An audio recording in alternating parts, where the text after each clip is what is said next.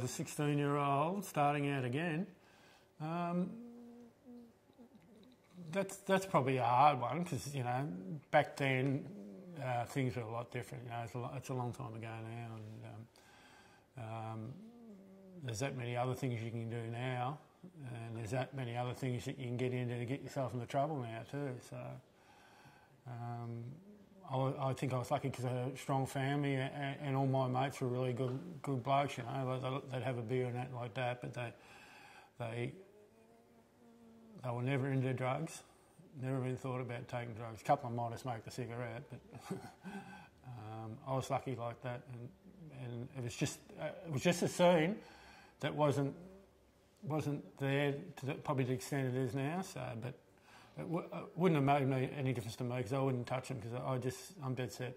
I loathe them. I just know families and what it's done to them and it just it's heartbreaking. So when I first started off, it was very exciting. You know, it was daunting early days because all I wanted to do was get a bus and just go home. For the first 2 or 3 years, Richmond couldn't keep me here. I just kept getting on the bus and going home.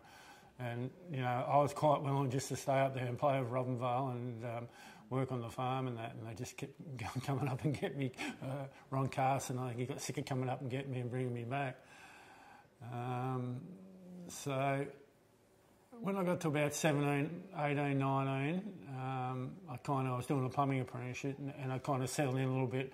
I could never accept living in Melbourne. I didn't like it. It wasn't my scene, but I kind of settled down a little bit more during those years and that. Later on, say from about, say 17, 18, 19, 20, 21, I really enjoyed my footy. The league footy was fantastic. And then unfortunately I got struck down with knee injuries and became, to me it was very frustrating because when you just know your body and you're just used to going out there and you just want to launch and land on someone's shoulder and take a mark, and you got to spend 12 or 18 months or 2 years getting your body back to that position again, and then getting another knee and then another knee, like 3 reconstructions. I got very frustrated. I probably drank too much at times out of frustration. I don't know whether it's a cop out or not, but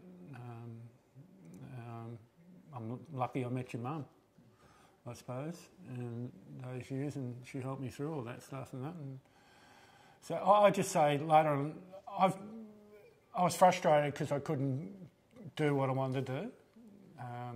I had ambitions, you know, of being a captain of the league club. I think as a kid you dream about winning a Brownlow. Dream about kicking the winning goal in a grand final. And because of the injuries, it virtually held me probably 6 or 7 years earlier than what I would have liked. Neil Danaher was in the same position. Fantastic footballer, and just, you know, it's a shame, but that's life. I think it's very important to have someone to look up to, and it's really important to have someone to go and talk to too. That you can talk to.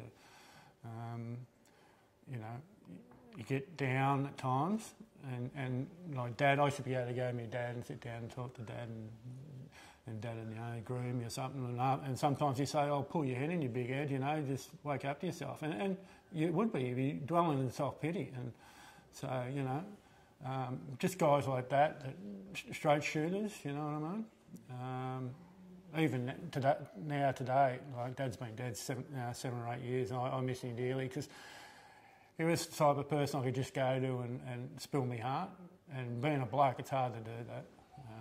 You know, even my best mates, it's hard to do that too. So I tend to keep things in, but with me dad, I could let it out.